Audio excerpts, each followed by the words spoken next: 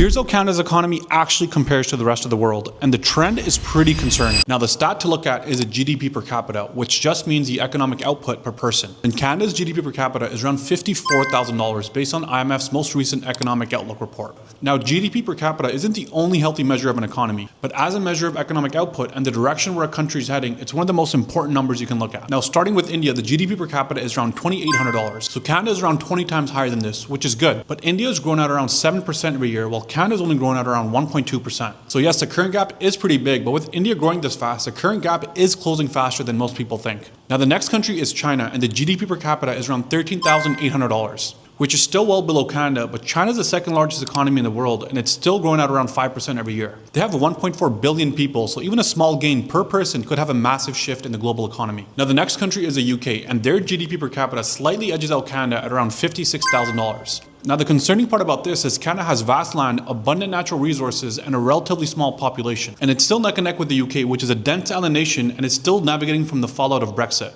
And the last one is the US. The number itself isn't the alarming part, the trend is. In 2010, Canada's GDP per capita was around 90% of US's. And today it's down to 75%. So Canada's GDP per capita has been below pre-pandemic levels for 8 straight quarters. And US's GDP per capita today is around $89,000. The economy is growing, but when you have population growth outpacing the economic growth, you have a decreasing GDP per capita.